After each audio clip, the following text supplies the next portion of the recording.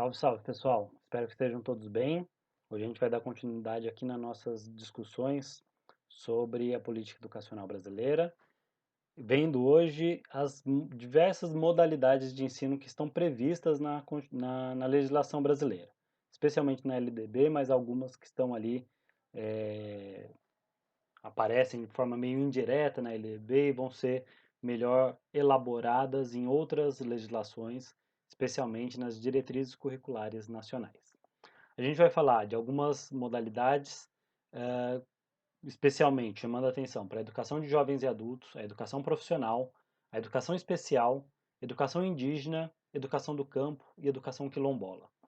Aqui, a educação indígena, a educação do campo e a educação quilombola, elas podem estar bastante misturadas, como a gente vai ver aqui, tanto nas suas definições legais quanto na prática, né, no exercício prático dessas modalidades de ensino, tá certo? Bom, a gente está usando como referência a Lei de Diretrizes e Bases, mas também algumas resoluções do Conselho Nacional de Educação e as diretrizes curriculares nacionais. São leituras, são legislações que vocês encontram fácil aí na internet, né, nos órgãos oficiais, no site oficial do MEC, tá certo? Mas também eu vou deixar também algumas indicações de leitura complementar, que são leituras de artigos, né, científicos que vão debater a legislação. Ou seja, aqui a gente vai apresentar de uma maneira mais rápida, mais superficial, vamos dizer assim, a legislação, mas existe uma série de pesquisadores que vão se debruçar sobre essa legislação e discutir os aspectos políticos por trás da legislação, a implementação dessas políticas, né, como que se dá, o histórico de transformação, né, de mudanças na legislação específica de cada uma dessas modalidades, tá certo? Então, como aqui a nossa aula é de legislação, a gente vai apresentar a legislação, mas é importante também a gente ter em mente que existe toda uma discussão por trás dessas leis, né? Por trás dessas elaborações formais, jurídicas dessas legislações, tá certo? Bom, é, quais são as modalidades de ensino previstas na legislação brasileira? A gente tem de modo muito explícito na LDB, na Lei de Diretrizes Básicas de 96, as modalidades: educação de jovens e adultos, educação profissional e tecnológica, educação especial. A educação indígena, ela aparece na LDB, nas disposições gerais, não existe um capítulo específico sobre educação indígena, mas os artigos 78 e 79 das disposições gerais falam sobre educação indígena. Já a educação do campo e a educação quilombola não está explícita na LDB, mas elas são reguladas, de certa forma, por algumas diretrizes, algumas resoluções do Conselho Nacional de Educação que compõem as diretrizes curriculares nacionais, tá certo? Além disso, né, a educação quilombola, a educação do campo e a própria educação indígena, que já está prevista ali na LDB, elas também se beneficiam, vamos dizer assim, de outros dispositivos da LDB, principalmente o artigo 23, que vai é, ressaltar a importância do respeito à diversidade cultural, às especificidades regionais, né?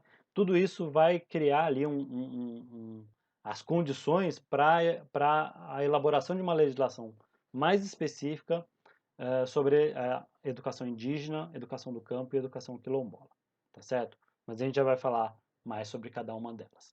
Vamos começar com o que está mais explícito na LDB, né? A educação de jovens e adultos aparece nos artigos 37 e 38 da LDB, né? E define a educação de jovens e adultos, que a gente chama de EJA, né?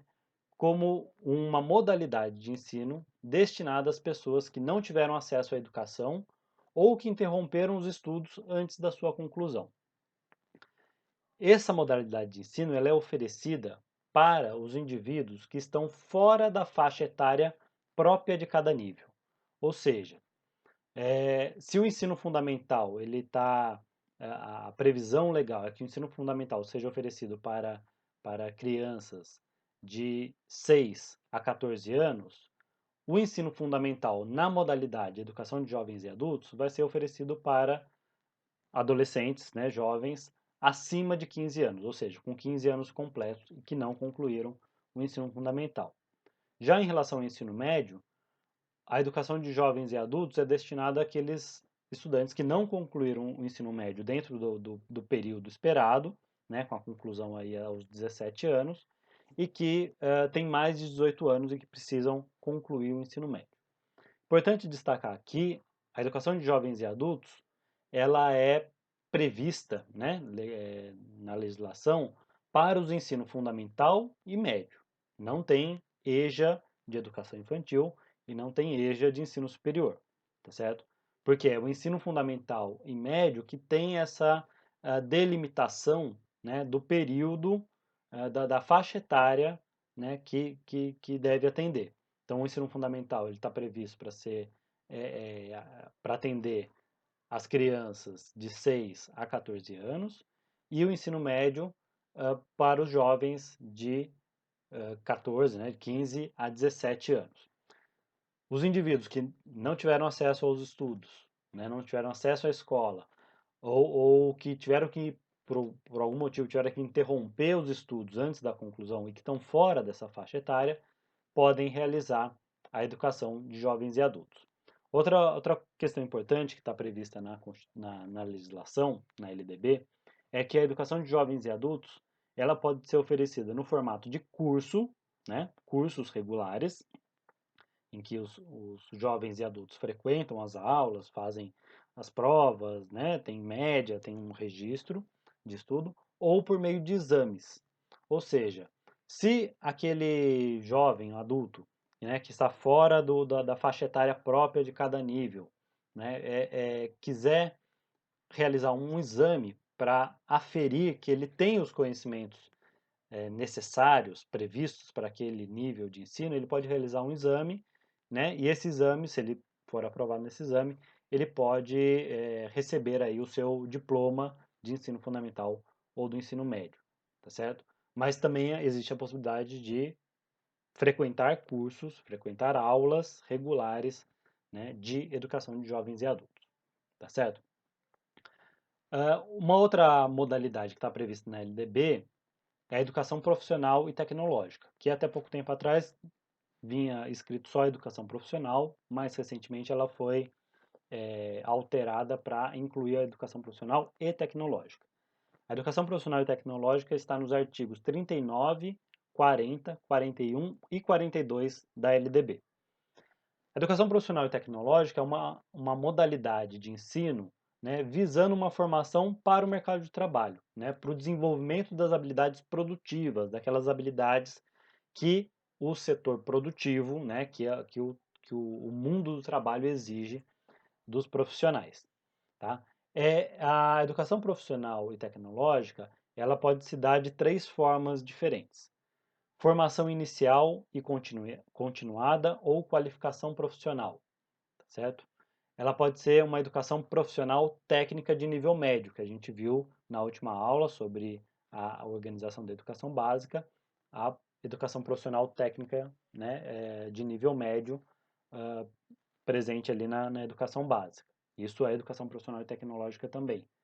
E ela pode ser uma educação profissional tecnológica de graduação e pós-graduação. Então a gente percebe que a educação profissional e tecnológica, ela pode ou não estar integrada aos níveis de ensino básico e superior, certo? Então, ela pode ser uma formação continuada de qualificação profissional para aqueles que já estão no mercado de trabalho e vão se aprimorando, né? Mas ela pode estar no nível médio, né? Na educação profissional técnica articulada ou subsequente, e pode estar no ensino superior, na educação profissional tecnológica de graduação e de pós-graduação. Na LDB, nos artigos 58, 59 e 60, nós temos as definições da modalidade de ensino educação especial. A educação especial é oferecida preferencialmente na rede regular de ensino, ou seja, é preferencial, não é obrigatório no sentido de que todos todos os estudantes, né, com necessidades especiais precisam estar no ensino regular, mas preferencialmente sim na rede regular de ensino, né? E ela é oferecida para educandos, né, estudantes com deficiências, podem ser físicas, mentais, ah, cognitivas, né, transtornos globais do desenvolvimento e altas habilidades ou superdotação. Tudo que é aquilo que foge ali, né, dos parâmetros ah, comuns, né, de um desenvolvimento intelectual e cognitivo, né, entra nessa esfera de educação especial. A educação especial ela é transversal a todos os níveis e etapas e modalidades de ensino. Então, existe educação especial na educação infantil, no ensino fundamental, no ensino médio, na educação profissional, na educação de jovens e adultos, né? No ensino superior. Então, a educação especial, onde há educação, onde há uma educação formal, existe a possibilidade de educação especial, né? Eh, a legislação prevê, né, que nessa modalidade de educação especial, quando necessário, pode haver um apoio especializado por um profissional especializado dentro da rede regular de ensino para o atendimento de algumas necessidades especiais dos estudantes, tá certo? Então, a rede, né, a instituição regular de ensino que tem um aluno, né, com necessidades especiais, dependendo das necessidades, é possível ter um apoio especializado, um profissional especializado para atender aquelas necessidades, tá certo? Isso é o que prevê a legislação. De todo modo, mesmo quando não existe essa necessidade de um profissional especializado, né, para atender às necessidades daqueles estudantes, as instituições regulares de ensino elas precisam ter eh, serviços especializados, né, classes, escolas, ah, perdão, elas precisam mostrar alternativas, né, dar adaptações, as adaptações necessárias para que aqueles estudantes possam eh, eh, ser integrados ao grupo, né, fazer parte do grupo e concluir os seus estudos de forma satisfatória. Tá?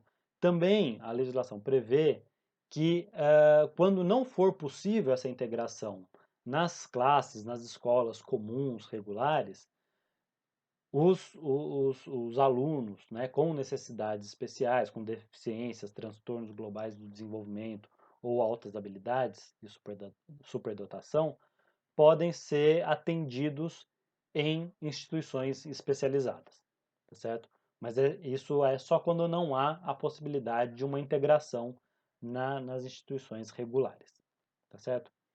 Bom, uma outra modalidade de ensino que já está presente ali na LDB, mas ela não é desdobrada de forma muito é, cuidadosa na LDB, ela vai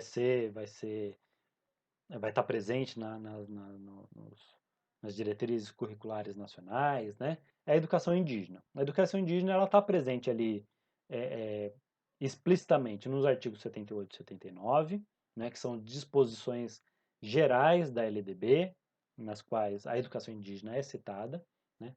E lá está previsto que o oferecimento de uma educação escolar bilíngue, ou seja, na língua portuguesa e na língua indígena de cada etnia, de cada comunidade, de cada agrupamento indígena, oferecimento de uma educação escolar bilíngue, intercultural, que fortaleça as práticas socioculturais e a língua materna de cada comunidade indígena. Este oferecimento é um dever do Estado, ou seja, o Estado tem a obrigação de oferecer essa educação indígena, né, bilíngue, intercultural, fortalecendo ali as práticas culturais, a língua materna de cada comunidade indígena. Essa educação indígena ela tem como objetivo também proporcionar a recuperação, a manutenção, a preservação das memórias históricas das comunidades indígenas, reafirmar as suas identidades, mas também garantir o acesso aos conhecimentos técnicos científicos da sociedade nacional. Ou seja, a educação indígena ela não vai trabalhar apenas com os aspectos culturais, né, específicos da comunidade indígena. Ela vai também trabalhar com os conhecimentos técnicos científicos da sociedade nacional, ou seja, promovendo ali, né, um fortalecimento da cultura daquela comunidade indígena, mas integrando também aos conhecimentos técnicos científicos da sociedade como um todo, né? Também está previsto na LDB que a participação das comunidades indígenas é imprescindível no planejamento e elaboração dos programas das escolas indígenas, né, da educação indígena. Ou seja, quem vai definir, né, o currículo, as práticas pedagógicas da educação indígena são a própria comunidade indígena. Claro, também com a participação de outros membros, de outros especialistas, né, numa participação integrada nesse planejamento e elaboração dos programas pedagógicos da educação indígena. A legislação também prevê, né, e coloca como uma necessidade a formação de pessoal especializado e materiais didáticos específicos diferenciados para as comunidades indígenas. Ou seja, para dar aula numa escola indígena é necessária uma formação especializada, tá certo? Se isso ocorre ou não na prática, isso já é uma outra questão, mas o que a legislação prevê é que os profissionais que vão atuar na educação indígena tenham uma formação especializada, né? E os materiais didáticos utilizados na educação indígena também podem ser diferentes, específicos, né? E especializados. O que a gente vê é que a educação indígena, assim como a educação no campo e a educação quilombola, elas têm um tratamento diferenciado, né? Elas não entram no mesmo bojo do ensino regular, da educação básica, de todo o território nacional. Elas têm especificidades e precisam ser tratadas com as suas especificidades, tá certo? Além do artigo 78 e 79 da LDB, o artigo 23, que vai falar justamente sobre as especificidades locais, as questões regionais, né? A diversidade cultural, a diversidade étnica do país precisa ser respeitada nas práticas de ensino, né, nas políticas educacionais, né, aqui no artigo 78 e 79 a gente vai ter algo mais específico para a educação indígena. Já a educação no campo, ela não está prevista de forma explícita na LDB, né? Ela vai ter diversos marcos legais, ou seja, existem diversas legislações que vão tratar da educação do campo, né? É, especialmente ali as diretrizes curriculares nacionais, né? E a educação do campo, com essa terminologia, com esse nome, educação do campo, ela veio no sentido de substituir uma terminologia anterior que se utilizava, que era a educação rural, tá certo? A educação do campo, ela tem uma proposta para ampliar e superar algumas questões que estavam colocadas em relação à educação rural. Porque a educação rural ela tinha como referência, né, a educação da cidade, a educação urbana, né? Então, nessa oposição rural e urbano, o rural era visto como algo ultrapassado, como algo menos desenvolvido. A proposta de educação do campo ela vem para superar esse limite da educação rural, né? E ampliando, né? E avançando em algum sentido na concepção do que é a educação do campo, tá? Legalmente, o que a educação do campo é aquela educação que se dá nos espaços rurais, nos espaços tidos como rurais, buscando atender as populações do campo. Quais são as populações do campo? Né? Os agricultores familiares, extrativistas, pescadores artesanais, ribeirinhos, assentados da reforma agrária, acampados, né? De movimentos sociais de luta pela reforma agrária, trabalhadores assalariados rurais, quilombolas, caiçaras, povos da floresta. Então, aqui a gente já percebe que a educação do campo ela tem ali uma interface com a educação indígena, né, quando fala dos povos da floresta, e tem uma interface também com a educação quilombola, que a gente vai ver daqui a pouco. Tá? Uma característica muito interessante da educação do campo é que os movimentos sociais são protagonistas na elaboração das políticas públicas para a educação do campo. Né? Essa própria superação desses paradigmas da educação rural, dessa ideia de que o rural era atrasado, né? Isso foi fruto das lutas dos movimentos sociais. A educação do campo ela não aparece explicitamente na LDB, né? Porque ela é fruto de uma luta que começa antes da LDB, mas que vai ter êxitos posteriormente, né? Que vai ter avanços anos depois da promulgação da LDB, tá certo? E a educação do campo, né? Aqui, embora ela esteja prevista em diversos marcos legais, a educação do campo, né, essa concepção dos movimentos sociais do campo por uma educação do campo, ela ultrapassa as questões normativas, ou seja, ultrapassa as questões legais, aquilo que está previsto na legislação. A educação do campo é uma demanda, uma reivindicação dos movimentos do campo e tem a ver com a própria dinâmica desses movimentos, né, de luta por reforma agrária, por luta pelo fim da violência no campo, né, pela valorização do campo, né, e o rompimento com essa ideia de que o rural é atrasado, né. Então, a educação do campo, ela ultrapassa as questões normativas, as questões legais que estão previstas na legislação sobre a educação do campo, tá certo? Por isso que a gente pode falar de um movimento de educação do campo, né? Um desdobramento dos movimentos sociais do campo, dos movimentos sociais por reforma agrária, né? De luta dos trabalhadores do campo. Um dos desdobramentos é o movimento de educação do campo, né? Que coloca como premissa, né, a resistência e a emancipação dos povos do campo.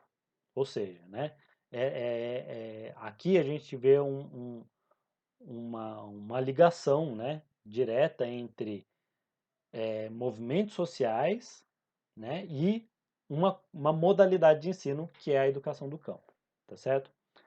Uma característica da educação do campo, né, que foi absorvida pela legislação oficial, pela legislação específica da educação do campo e que era uma demanda dos movimentos sociais do campo, é a tal da pedagogia da alternância.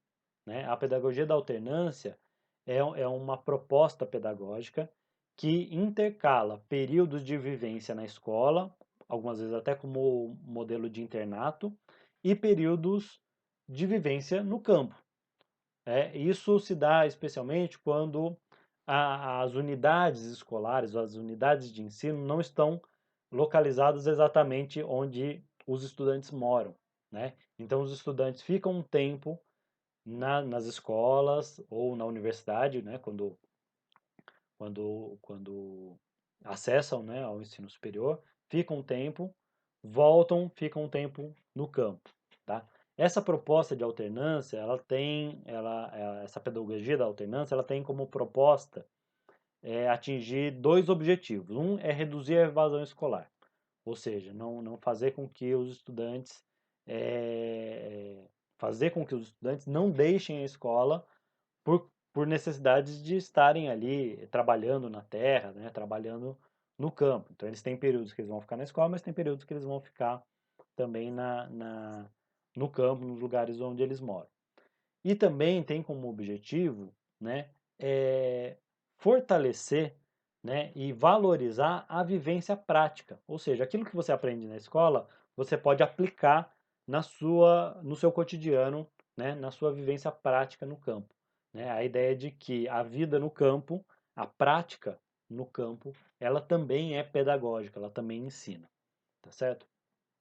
Por fim, a gente vai falar um pouco também sobre a educação quilombola, que tem aí, como a gente já viu, uma ligação com a educação do campo e, de certa forma, com a educação indígena.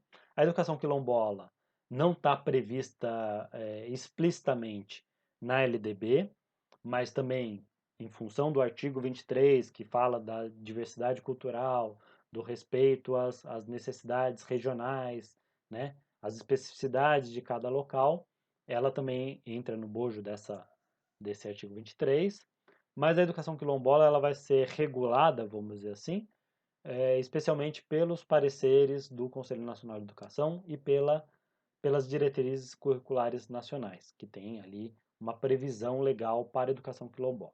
A educação quilombola é a educação promovida em unidades educacionais que estão inscritas, ou seja, estão ali presentes nos territórios quilombolas. Os territórios quilombolas são territórios definidos legalmente como territórios quilombolas, né, ou territórios remanescentes de quilombos, né, e as unidades educacionais que estão nesses territórios fazem parte dessa modalidade de ensino que é a educação quilombola. A educação quilombola, assim como a educação indígena, ela tem uma pedagogia própria, né, respeitando as especificidades étnico-culturais daquela comunidade quilombola. Assim como a educação indígena, ela também prevê, né, a legislação sobre a educação quilombola também prevê a necessidade de uma formação docente específica, tanto para trabalhar nas escolas, na educação indígena, quanto na educação quilombola, é necessária uma formação docente específica. Também a legislação prevê, né, a participação do movimento negro quilombola na elaboração das políticas específicas, na estruturação dos currículos, na definição dos programas pedagógicos. Ela também tem um tratamento diferenciado, assim como a educação indígena. E tem como objetivo a valorização das culturas quilombolas, né, fortalecendo esse vínculo dos indivíduos com as suas próprias comunidades. Uma questão interessante, que também, de certa forma, isso também está presente na educação indígena, é que a legislação prevê a preferência, né, por professores oriundos das próprias comunidades. Ou seja, a atividade docente ela deve ser exercida preferencialmente, não obrigatoriamente, mas preferencialmente, por professores oriundos dessas comunidades. Então, gente, para a gente encerrar aqui, a gente viu que na legislação existem modalidades de ensino que estão mais bem definidas, né, na própria LDB, mas tem outras que são ainda fruto, né, são ainda, estão ainda à mercê de disputas, né, tanto a educação quilombola, a educação do campo, a educação indígena, elas estão ainda no bojo de uma disputa. É claro que a educação de jovens e adultos também, a educação profissional também, existem demandas, existem setores, né, da sociedade demandando por políticas específicas para a educação especial, para a educação de jovens e adultos, educação profissional, né? Mas, de certa forma, a legislação, a LDB, ela já consolidou de uma forma mais formal essas modalidades de ensino. Enquanto a educação quilombola, a educação do campo e a educação indígena ainda estão num processo de consolidação, tá certo? Mais uma vez, aqui a proposta era apresentar, né, grosso modo, aqui o que a legislação define, né, dentro dessas modalidades de ensino, mas é importante também a gente entender, né, toda a dinâmica política, a dinâmica de disputas entre setores da sociedade, entre movimentos sociais, entre comunidades, né, da sociedade brasileira em torno das especificidades dessas modalidades de educação. É isso. Espero que tenham gostado, espero que tenha sido claro dentro do possível. Qualquer dúvida me procurem e um grande abraço.